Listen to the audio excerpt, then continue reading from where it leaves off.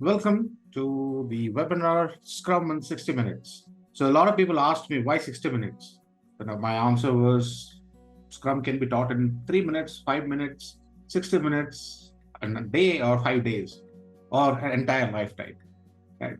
So uh, Scrum is simple to understand, as they say, but difficult to master. But we'll see that in 1 hour, whatever we can. So we will try to see how much we can understand about Scrum.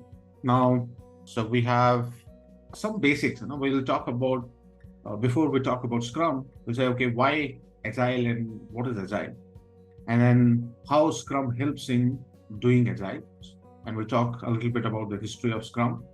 And then we'll talk about what is Scrum, and we'll get a little deeper dive into the Scrum Roles, the events, and artifacts. Okay?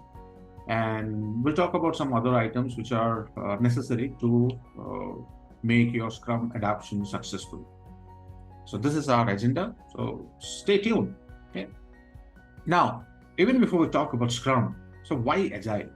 Why everybody is talking about Agile, agility, business agility, and it's not a luxury anymore. In this world, everybody is talking about Agile, but why is that the buzzword? And why Agile? What was wrong with waterfall? Why blame waterfall? As we call it, the traditional project management or the phase-gated management, project management, or waterfall. Right? It is a structured way where you define your requirements, do your analysis, do your requirement gathering, talk to customers, look at your competitive environment, and gather your requirements, right, and pass it on to the next phase. But this is just an example. Right? So probably you'll do a planning, estimate all your requirements, see how many people you'll be required, what will be your budget, and what will be your timeline, and create a detailed plan, and then pass it on to the next phase of design. You design your architecture, design your framework, design your platform, right? And then pass it on to the development phase where you actually write the code, where you are writing those requirements, developing your product, and then pass it on to the QA team, right? So we will do a verification of the code that we have written, right? And finally, we do, after we deploy to production, we keep maintaining the product. This is a very well-structured approach, right? Why the need of Agile? And why? Because now we are dealing with a VUCA world. Right? I'm not sure how many of you have heard this terminology. Right? We are living in a world which is volatile. We are living in a world which is becoming more and more complex. Right? We are living in a world where we have to deal with a lot of uncertainties, a lot of ambiguities. And most of the projects fail because of these challenges, right? Where we are dealing with scope changes. We are dealing with a lot of risks. We are dealing with changing market conditions. Right? So nobody had imagined something like a pandemic will hit us. Nobody was prepared for it. And there are evolving requirements because of the competition in the market, because the technology evolves, but the requirements also evolve. Now, conflicting priorities, unclear goals. So there are reasons why projects fail, and we have to constantly deal with all these challenges. So there could be external dependencies, political, natural calamities. You have multiple stakeholders. Now, because of these challenges, we cannot really have a detailed plan like this. And also, we are dealing with a complex world.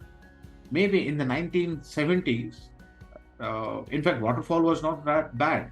In 1970s, there's somebody called Dr. Winston Royce, who wrote a white paper on managing large-scale software systems. And in his white paper, he drew exactly something like this, where a structured approach to project management, software project management. And it did work. Right? It did work for a long time. We are not saying that waterfall is bad. Right? Having a structured approach did work, but as the world started moving faster, the technology evolved faster, the customers changed faster, the competitive environment changed faster. then we were dealing with a lot of different scenarios. Now, if your work, suppose say, you are dealing with something which is simple, where you exactly know what has to be done. Now, we are talking about uncertainty. So, a simple world where we are closer to certainty. And this is closer to certainty. It means we know what has to be done. We know how it has to be done. In that case, probably a predictive plan, predictive approach will work good. And it did for decades, as long as we were in the simple zone. But as the world moved faster, we were dealing with a lot of complexity. Now we were dealing with a lot of different situations like chaos, and where we are far away from certainty. We really don't know what has to be done. We really don't know how it has to be done. Maybe we have a problem at hand. Maybe we have a high level solution, but we don't know what all requirements. We don't know what technology we'll use. So there could be the chaos. We call it chaotic zone. But most of our projects, they fall in the complex zone, where we begin with something, right? But possibly we don't know everything upfront. Right? We are dealing with more unknowns than knowns. We know a certain thing, how to solve this problem, but what technology to use, what all requirement and requirement level, probably we don't know. And we need to experiment. We need to do something and learn from that, learn from our experience.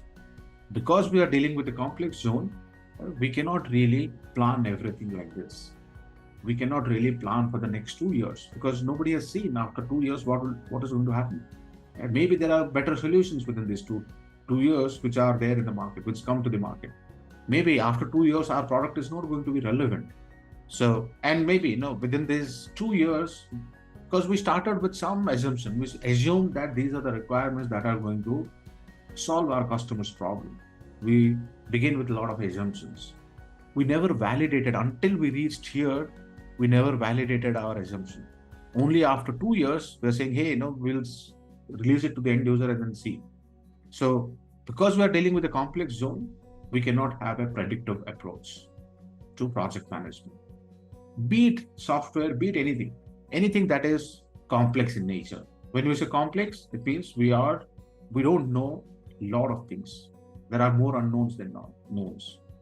So that is why, irrespective of whether you are in IT, whether you're in marketing, whether you are in hardware, if you are dealing with complex nature of work, then you need to be agile. Let's take a simple example, right? So why agile? So outside there is a nice snacks vendor. He's selling snacks. He's very happy. He has some loyal customers, and he's earning enough. He's not bothered.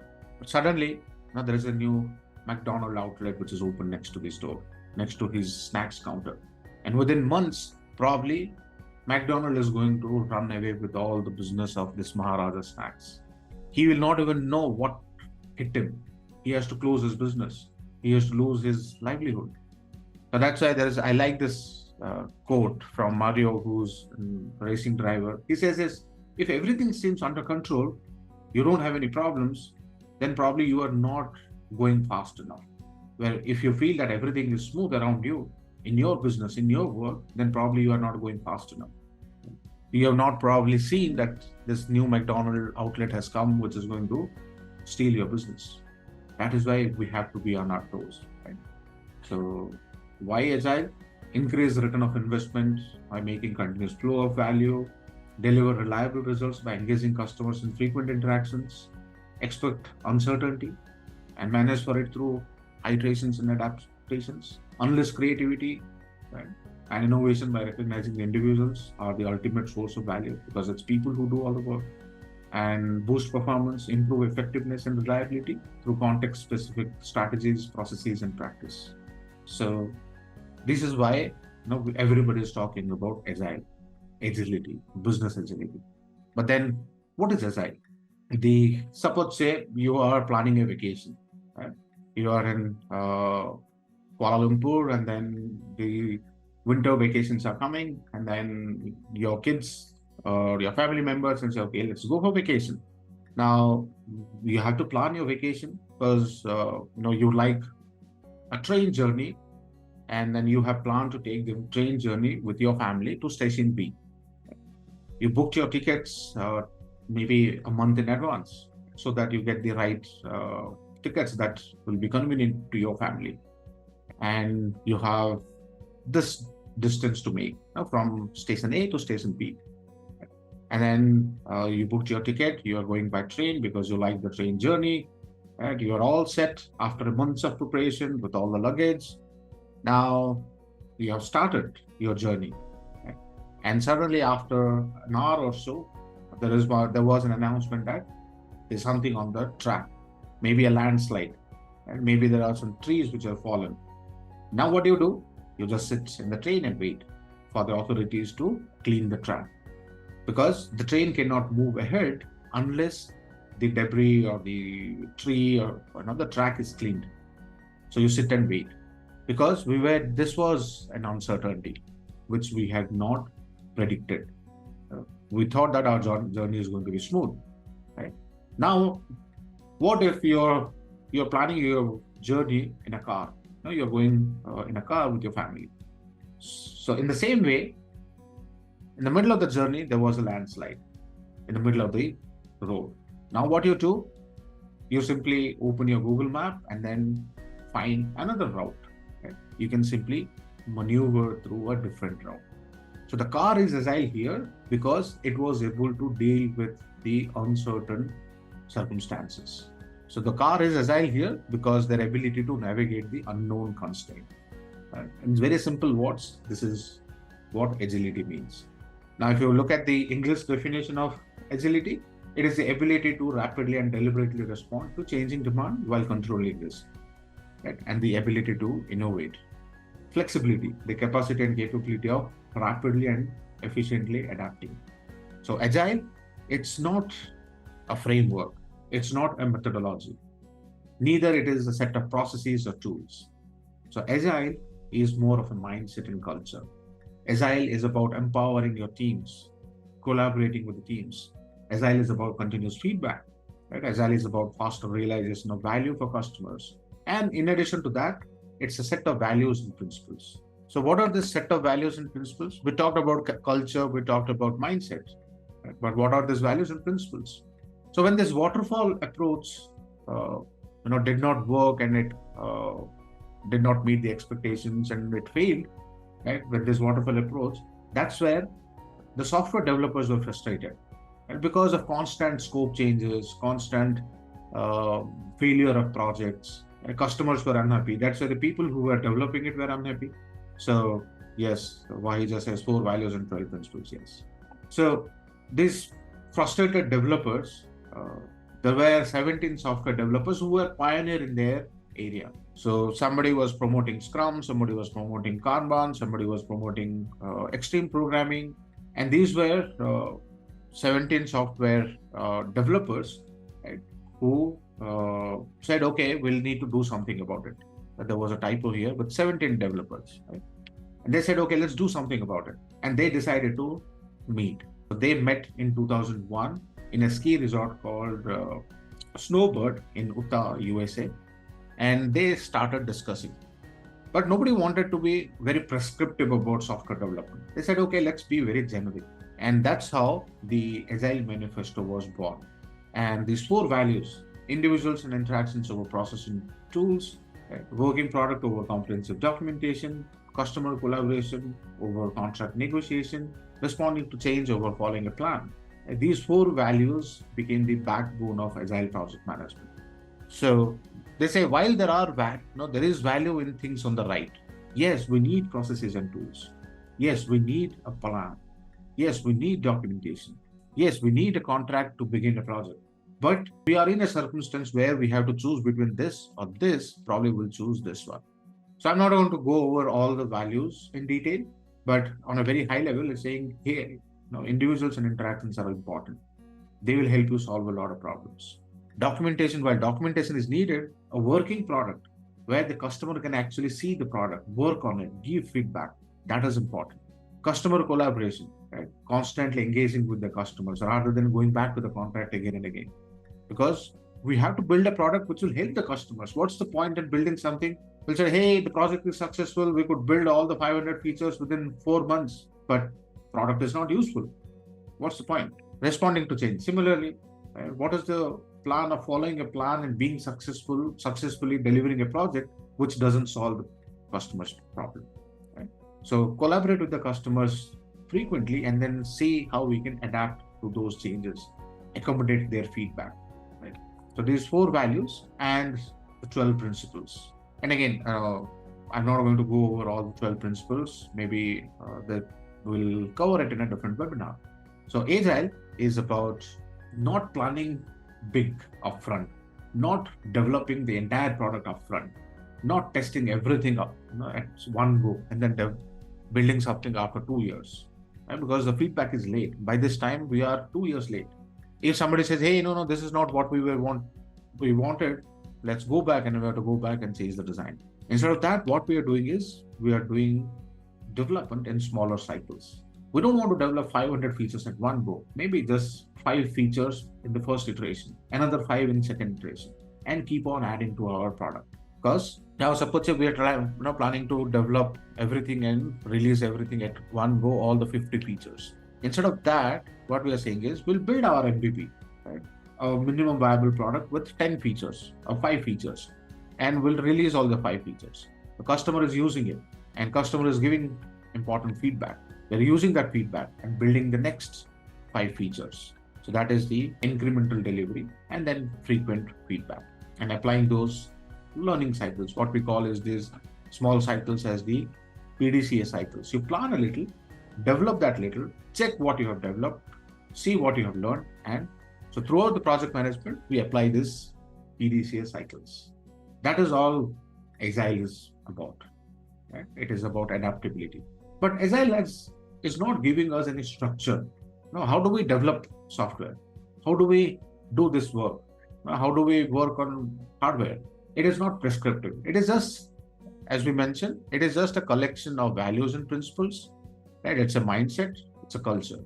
Now comes the frameworks. Right? Under the umbrella of Agile, we have these different frameworks which give us a structure, which give us a way to develop software. A lot of these frameworks like Scrum, Safe, Crystal, DSDM, a lot of these different frameworks. And there are a lot of practices, the extreme programming, DevOps, these are different practices.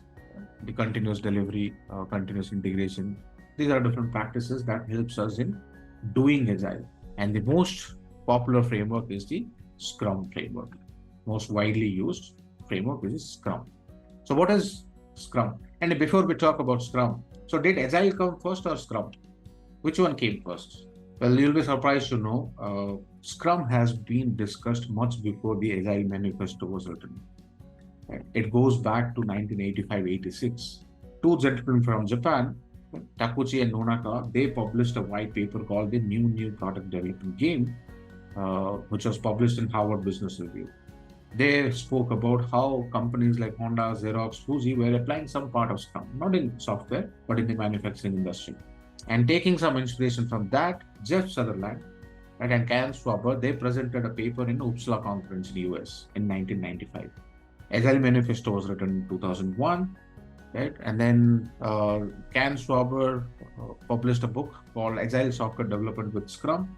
And then Ken publishes another article called What is Scrum? So he was trying to take a lot of inspiration from these 2 gentlemen from Japan and then trying to apply it in the IT world. And he wrote a book, Agile Project Management with Scrum. And this was the only resource I had when I started my Scrum journey in 2008. And later in 2010, the co-creators of Scrum, Ken Schwaber and Jeff Sutherland, they published the first Scrum guide in 2010. So Scrum, what's in a name? So the Japanese, they took the word Scrum from the rugby game, the American football, where the entire team moves together as a team. Instead of the relay race approach, where one team passes on. Now, in relay race approach, what happens? One person goes, passes the baton, and another person runs, passes the baton to another person. Right? That's the relay race approach. So they are saying, instead of relay race approach, how can we move together as a team, right? Like a rugby game with the ball. So they picked up that word from the rugby game. So the hurdle that the rugby team does is called Scrum. Now, Scrum, it's a philosophy. Yes, it's a framework, but more than that, it's a philosophy. So Scrum is simple. Try it as is and determine if its philosophy, theory, and structure help to achieve goals and create value. The Scrum framework, it is purposefully left incomplete. They did not tell a lot of things, whether to use a burn down chart, whether to use feature-driven development, test-driven development. A lot of these practices, they said, okay, whatever works for your team. But we are giving you a minimum structure. Try it as it is defined in the Scrum guide. So Scrum framework is purposefully left incomplete, only defining the parts required to implement Scrum theory. And Scrum is built upon the collective intelligence of the people using it. So they say people are smart enough, so constantly inspect and adapt. So rather than provide people with detailed instructions, empower people and let them evolve. So what is Scrum? It's a lightweight framework that helps people, teams, and organizations generate value through adaptive solutions for complex problems. So for complex problems. And it is founded on empiricism and lean thinking. Empiricism says knowledge comes from experience. You cannot possibly know everything upfront in the complex world. You start by doing something, by doing whatever you know, and then learn about the system, learn about the people, learn about the solution, right? And apply that learning to build something else, okay? Some more part of that product. And lean is again an older concept. Lean was originated at Toyota Production System. Lean is all about reducing waste, right? And focus on the value creation. Lean is a vast topic again. We'll talk about lean in a separate webinar probably. Now, Scrum Guide, you can download it for free. Here is the link. You can just Google Scrum Guide 2020 and you can download it. And it is the body of knowledge of Scrum as written by the Scrum creators, Jeff Sutherland and Cam Schwaber. So where can you apply Scrum? Scrum can be applied to any work that is in the complex zone, right? Not only in software. You can apply it in hardware, government, sales, marketing, process development.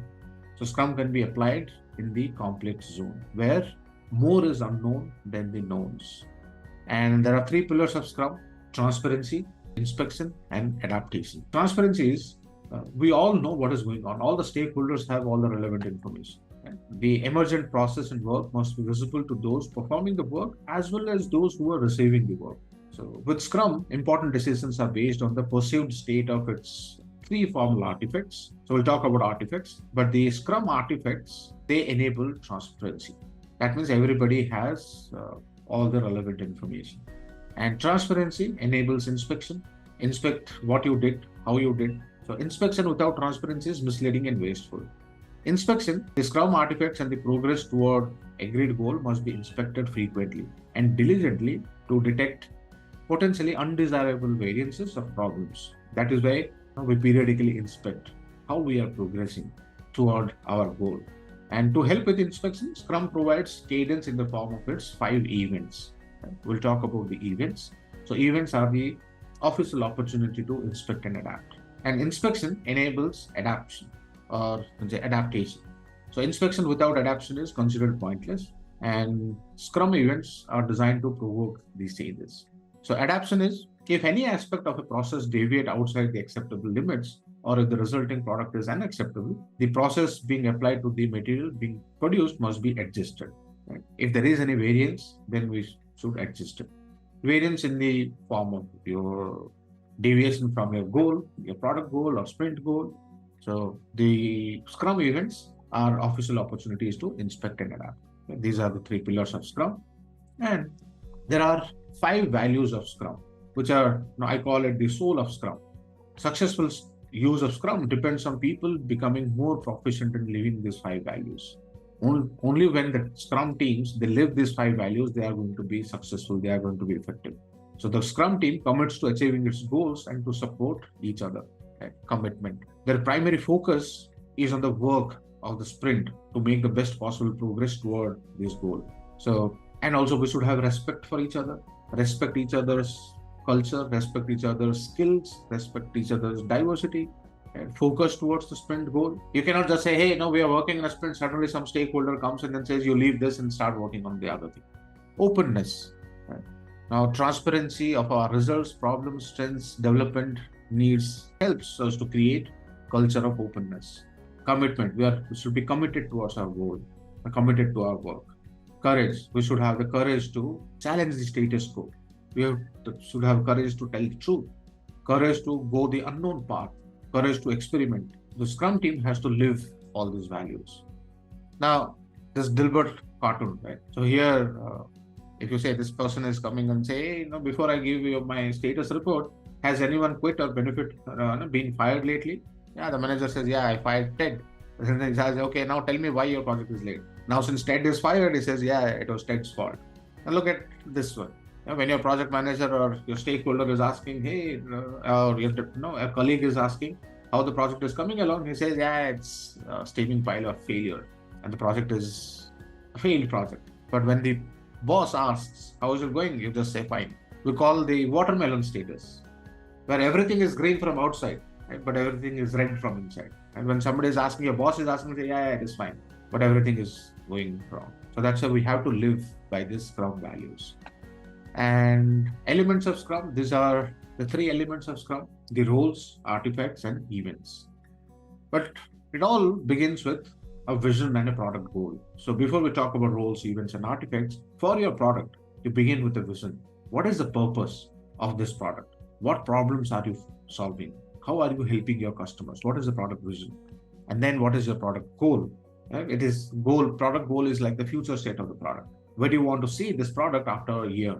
And then you arrive at sprint goals, sprint after sprint. Right? But it all begins with a product vision and a product goal.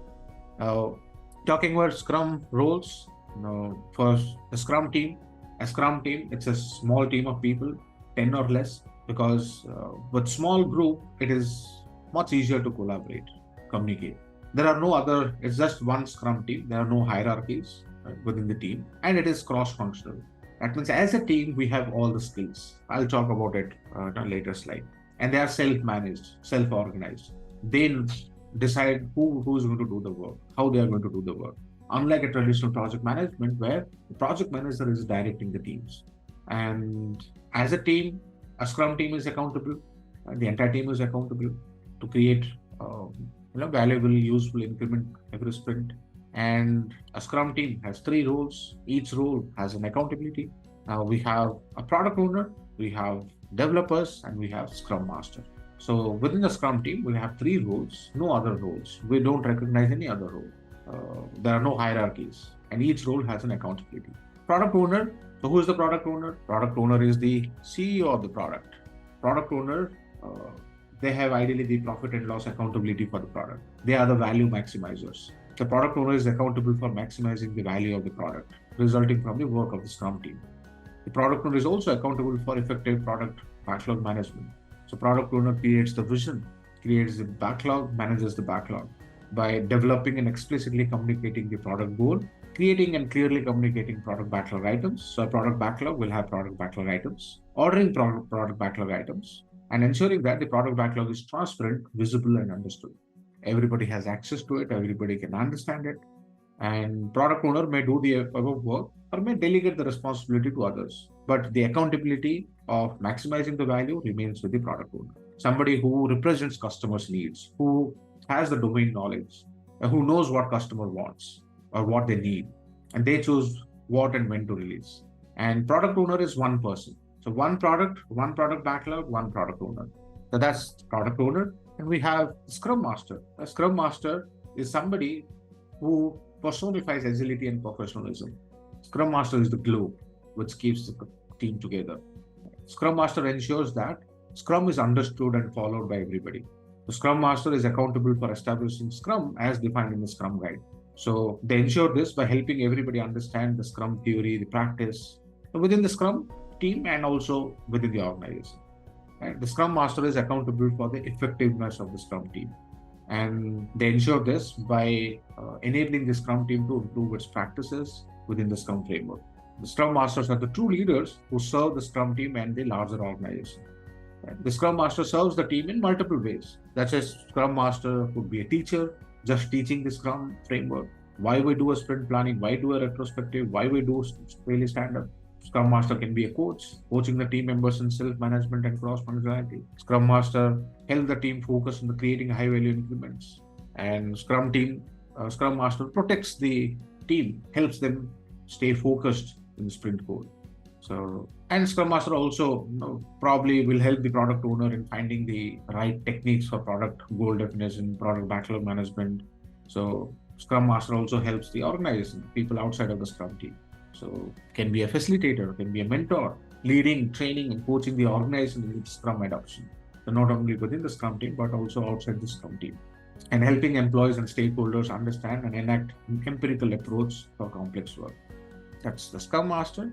Developers are the people in the Scrum team that are committed to creating any aspect of a usable increment in each sprint. These are the people who do all the hard work. They create the product increment. They are self-managed, self-organized. That means they decide how to do the work, how much to do the work, who is going to work on which task. They are self-organized. And however, the developers are always accountable for creating a plan for the sprint, of what work they are going to do. Yes, the product owner will tell us why the sprint is important, but the developers will say, okay, what all things we can achieve, create a plan, and ensuring that we are building the right product right way with the right quality.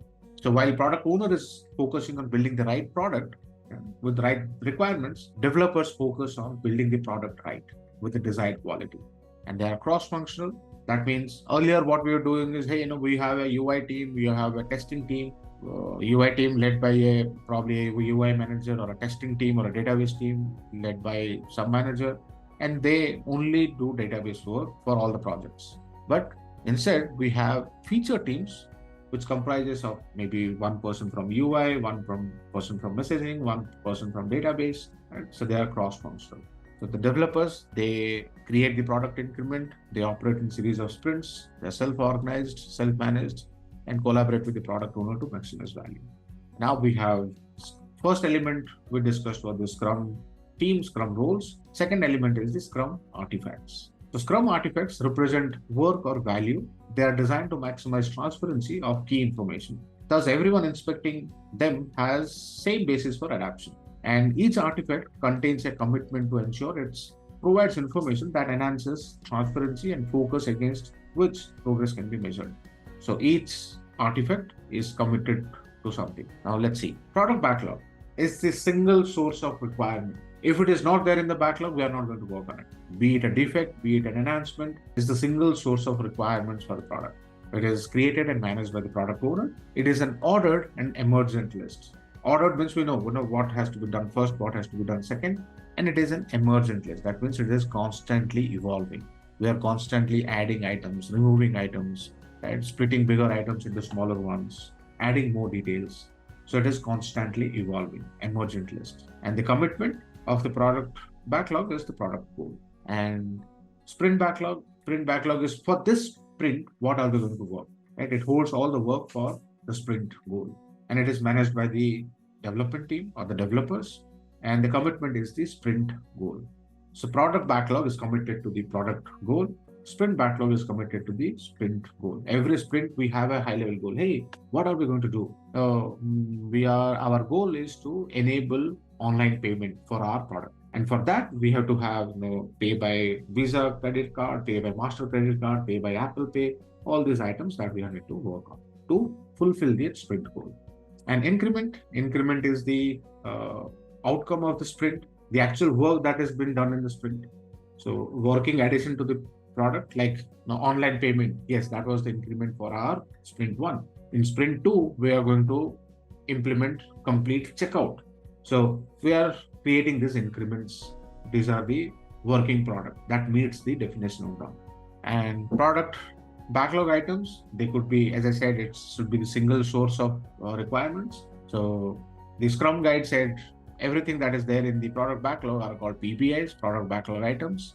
Right? It could be bugs, defects, enhancements, non-functional requirements, feature definitions. Everything is PBI.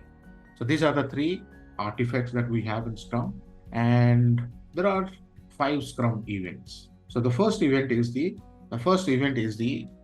sprint. So sprint is the container event. And sprint contains all other 4 events in that. And It could be 2 to 4 weeks, 30 days or less in duration, one sprint. So it's a container event, and the focus is on developing activities. The sprint always begins with sprint planning, ends with the sprint retrospective. It is 2 to 4 weeks. One sprint begins immediately after the previous sprint. And we begin with sprint planning, where the entire Scrum team meets. We invite the stakeholders if needed, and where we inspect the product backlog. The product owner will present and say, hey, in this sprint, we are enabling online payments. And in order to achieve that, I have prioritized these 6 items. So a sprint goal is created. So defines the why part, answers the why. Why this sprint is important. Now we have a goal. The goal is to enable online payment. That is the goal. And in order to reach there, the product owner will say, hey, I have prioritized the 6 or 7 features, the product backlog items. Now, based on how much the developers can do, they pick that. So what can we do? So we can do this out of the 7 items, we can do this 5 PBIs. So that is the what part. What can we achieve? And then how? How can we achieve this? A high-level plan of implementation. And we can invite SMEs if needed. And sprint planning, we identify the sprint goal. As I was mentioning, every sprint has to have a sprint goal. It is a high-level objective, because in the sprint, you might work on a lot of these different defects, enhancements, bugs. The business cannot even relate to all of these smaller items. So that's why we come up with a clear objective, a SMART goal, where everybody can stay focused toward that goal. And the goal has to be fixed in the sprint. The goal cannot change. If the goal is obsolete, then the sprint can be cancelled. If the goal doesn't make any sense anymore in the middle of the sprint, then the sprint has to be cancelled. And it can be cancelled only by the product owner. And once we finish our sprint planning, we have our sprint backlog with the sprint goal. And then the developers, they meet every day to check the progress toward the sprint goal, inspect how the progress is going on. The daily Scrum is for the developers, by the developers. And it is done at the same time, same place, so that there is less ambiguity, less wastage of time. We know that at 9 o'clock, we have to meet for 15 minutes. It's not a status meeting, and it's not a problem-solving meeting. It's for the developers to collaborate, identify impediment, not solve impediments. Keep that in mind. And creates focus. That is daily Scrum. And then once the time box is over, 2 weeks or 4 weeks, if you have a 4-week sprint, at the end of the 4th week, we meet to inspect the progress, to inspect what we have done. And the product increment is inspected with the stakeholders. We invite stakeholders, show them, demonstrate them, ask for feedback. So sprint review is not just a demo, right? It's a discussion. We seek feedback. Stakeholders are engaged, and we either accept the product increment. The product backlog can be updated. And now it is not just about looking back. We also do a forward looking. Say, hey, did anything change in the last 2 to 4 weeks? What is our high level plan going to be the next sprint?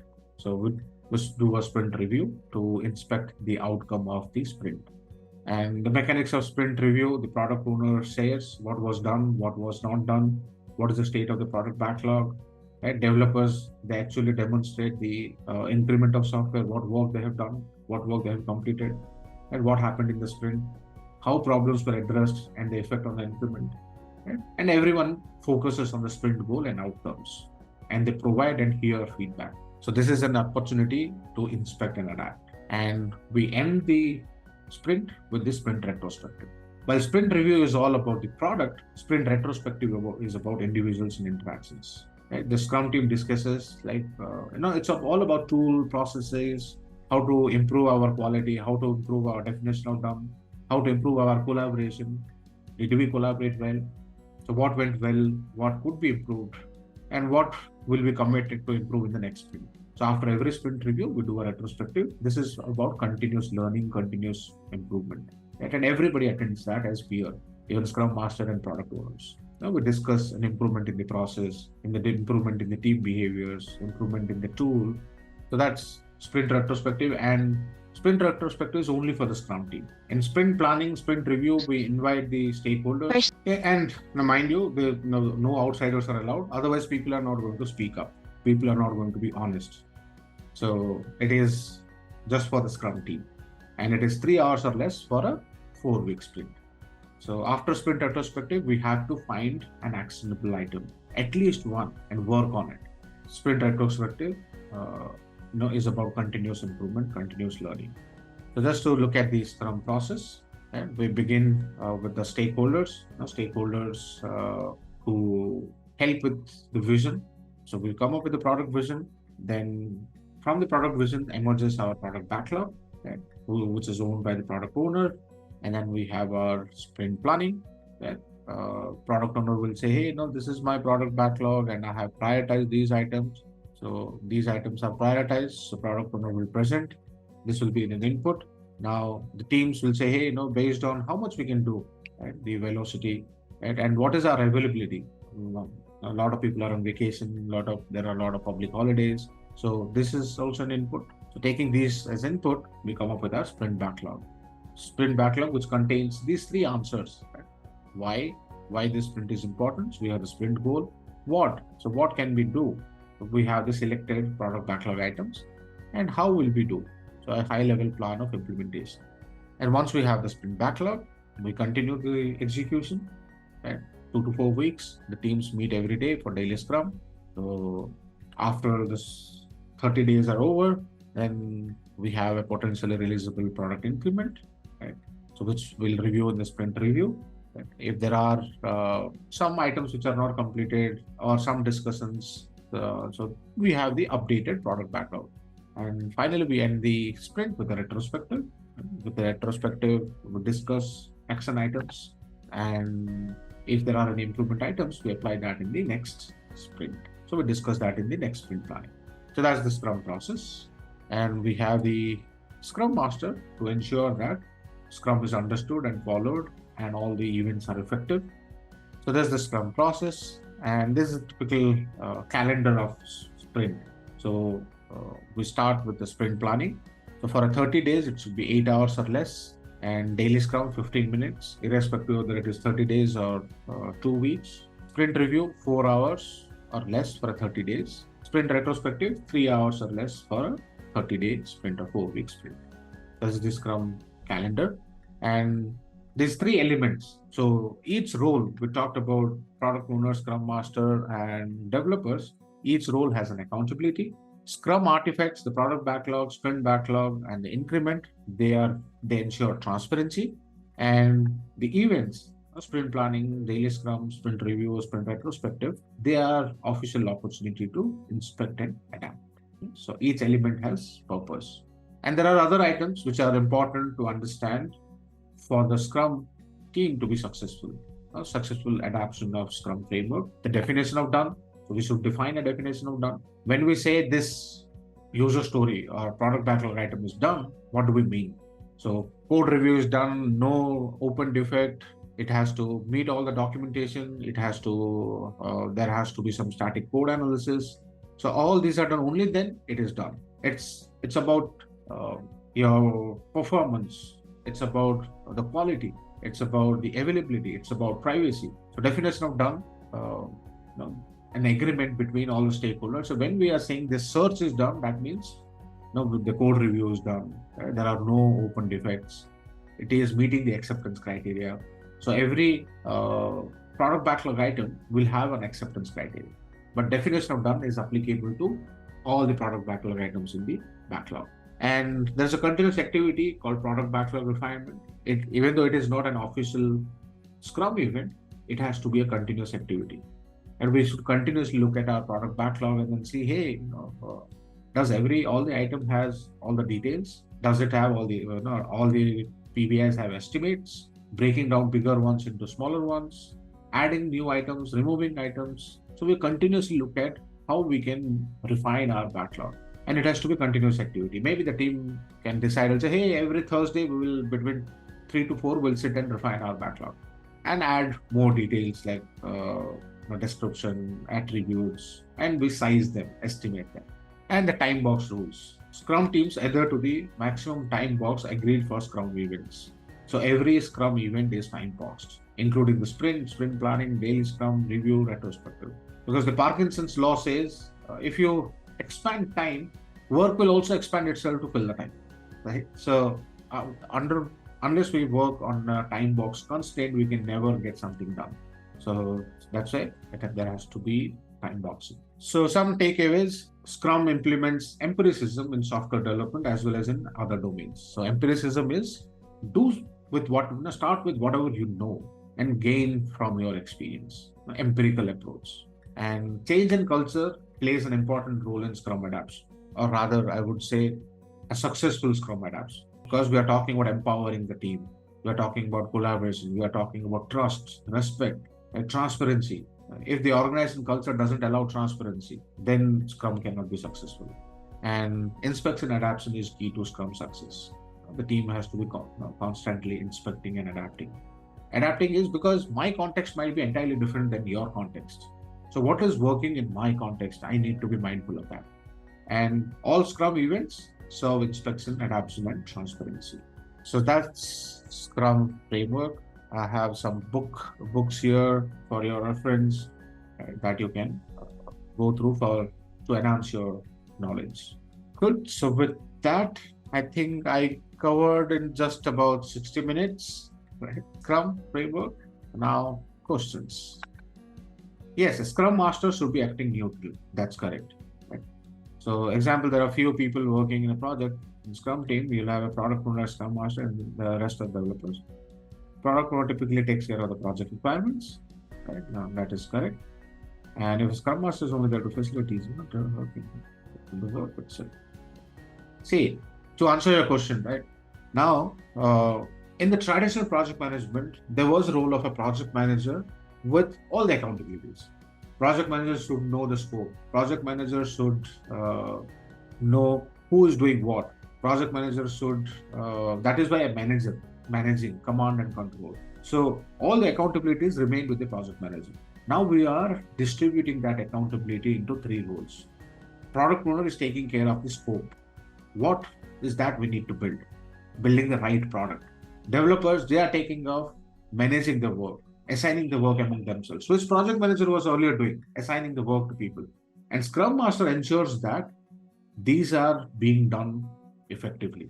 Are the teams, so when you say, it's a very complex role, or I would say misunderstood role. We say, no, we'll hire Scrum Masters, but rather than focusing on improving the team's skills or effectiveness, Scrum Masters are updating Jira. Scrum Masters are sending MOMs of the meetings, scheduling meetings, sending the invites. Rather, Scrum Masters should focus on how the team can improve, how the team can self-manage. If there is a conflict within the team, how the team can solve their own conflict, resolve their own conflict. So that is where we are talking about. It is Scrum Master is not about just finishing 2 days of Scrum Master course, but rather practicing it, practicing the coaching aspect of it, mentoring aspect of it. How do you facilitate? How do you resolve conflict? But rather, and teach the team how they can resolve the conflict between themselves. So it's the most misunderstood role in the industry. Yes, Mr. Satyajit, thanks for the input. I think my question is, it might resonate with our fellow Scrummers here, because I do look around, and yes, I pose this question because it's indeed a very, I would say, like your words, very misunderstood role by many. Yes, while practically speaking, a lot of organizations tend to lump Scrum Masters and project managers as the same position. But what you are telling us is, in essence, to make sure we understand that if we are playing the role of a Scrum Master, then in the Scrum framework, we are supposed to be mentors and teachers to ensure we follow the Scrum framework. And that is according to Scrum. We are not talking about in totality, like in practical sense when you're thinking, correct? Well, yeah. So first thing is, which I had seen in the industry, where project managers are transitioned to the role of the Scrum Master. Now, first we need to understand that we are playing a different game altogether. Right? The project managers, the designation could be project manager, but they are playing a different role altogether. So we have to learn the rules of the new game now, because we are playing a different game. So it is not about, so that is why the project manager has to unlearn a lot of things and then learn, which, okay, what does a Scrum Master do exactly? Where does the Scrum Master spend time? And not only the project manager, but the organization should also understand the new role now. Now, the Scrum Master is not assigning the work, but ensuring that how can the team be empowered? How can the team take their own decisions?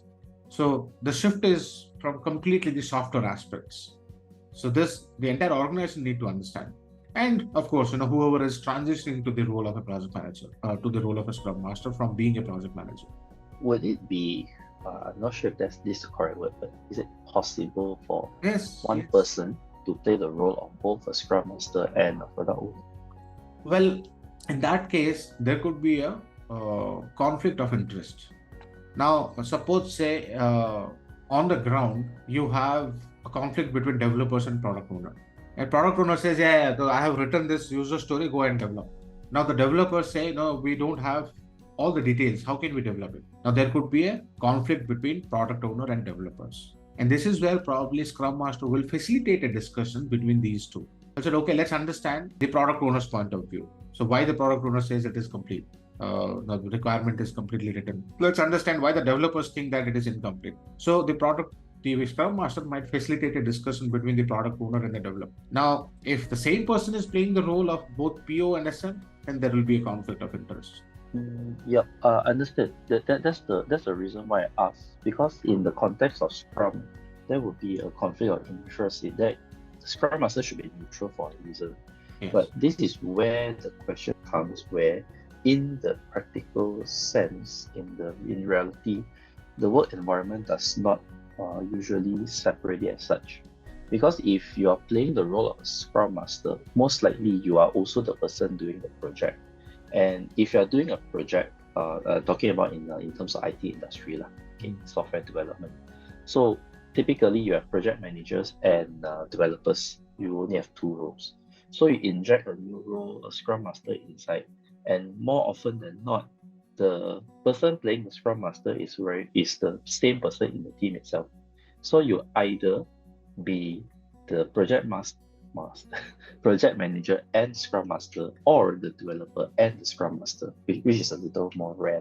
But my point is, a person often have to take both roles because organizations usually won't inject another Scrum Master into the project. I don't know about other industries, maybe others can share also. But yeah, that's why my question is here. No, I think, product owner role is very specific. You cannot just dilute it.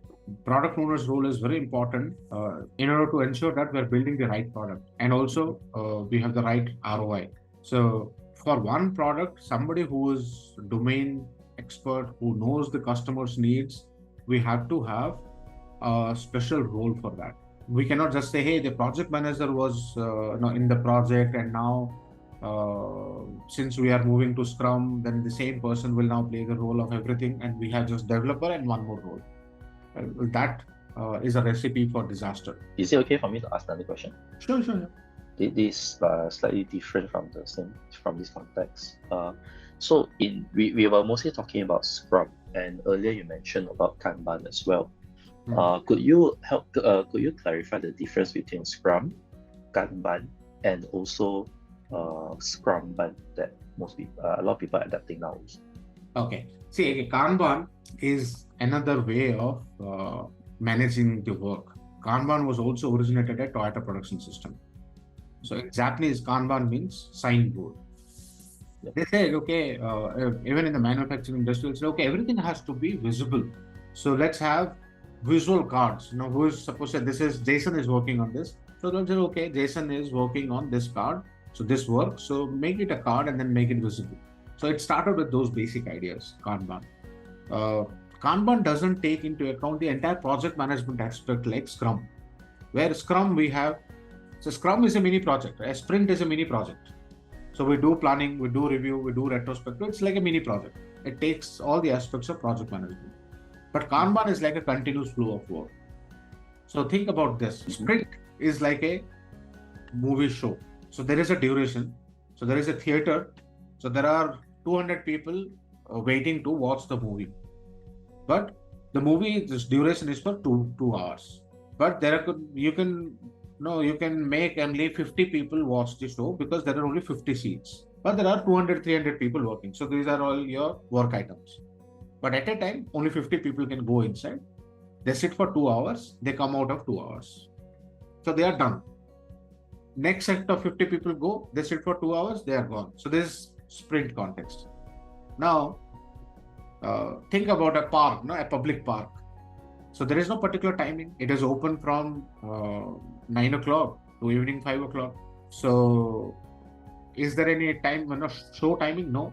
People can come in. They can, if somebody wants to sit for half an hour, they can sit for half an hour. If somebody wants to sit for 5 hours, they can sit for 5 hours. There are 200 people waiting. Anybody can enter. People come in, people go out. Maybe there is a limit that not more than 300 people can be inside the park at one point of time. So you can set up some rules. But people come in, people go out. That is Kanban. But Kanban also is a way of managing your work. It is not just about visualization. There are a lot of things like work in process limits. There are explicit policies. There are swim lanes. There are cycle time, how to improve cycle time, how to improve lead time. So there are a lot of concepts of Kanban. Maybe Michelle, we can have one more webinar for Kanban. Well, but okay, I understand.